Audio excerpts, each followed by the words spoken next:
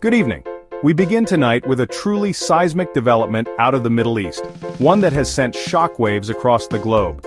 In the pre-dawn hours of Sunday, June 22, 2025, the United States launched unprecedented airstrikes against three key Iranian nuclear facilities. This operation, dubbed Midnight Hammer, marks the first direct U.S. military attack on Iran's nuclear program and dramatically escalates the already volatile situation in the region.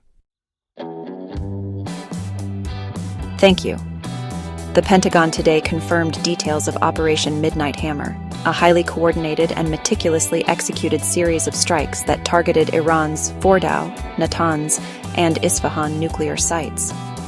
7 B-2 Spirit stealth bombers, flying an 18-hour mission from the continental United States, delivered a total of 14 GBU-57 massive ordnance penetrator bunker buster bombs.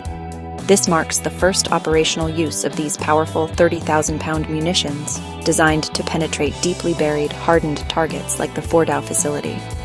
In addition, U.S. submarines launched a barrage of Tomahawk cruise missiles, primarily against the Isfahan Nuclear Technology Center. U.S. officials described the operation as a spectacular military success. President Donald Trump, speaking earlier today, declared Iran's key nuclear enrichment facilities completely and totally obliterated. General Dan Kane, chairman of the Joint Chiefs of Staff, stated that initial battle damage assessments indicate extremely severe damage and destruction at all three sites. Crucially, U.S. officials maintain that Iranian air defenses were completely caught off guard, with no shots fired at American aircraft during the operation. This speaks to the level of stealth and deception employed. And what has been the stated objective of these strikes, and what led to such a dramatic escalation?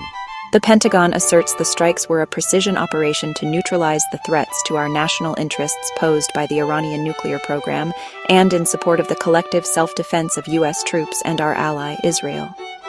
This operation did not happen in a vacuum. It follows weeks of intensifying tensions in the Middle East, particularly the burgeoning conflict between Israel and Iran. Israel initiated its own series of strikes on Iranian sites earlier this month, citing an imminent threat from Iran's nuclear advancements.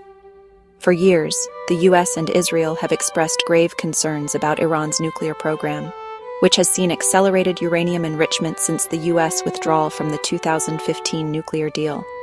Iran has consistently maintained its program is for peaceful purposes, but its enrichment to near weapons-grade levels has been a red flag for Western powers. Despite President Trump's past indications of willingness to negotiate, this military action signals a decisive shift, with the U.S. apparently concluding that, well, diplomacy alone was insufficient to halt Iran's nuclear trajectory. The severity of this attack cannot be overstated. What are the reactions we're hearing from key players? And most importantly, what are the expectations for retaliation and the potential for a wider war? The reactions have been swift and honestly sharply divided. From Washington, President Trump has issued a stark warning, stating that if Iran does not make peace, future attacks will be far greater and a lot easier. Defense Secretary Pete Hegseth added that the U.S. does not seek war, but will act swiftly and decisively when our people, our partners, or our interests are threatened.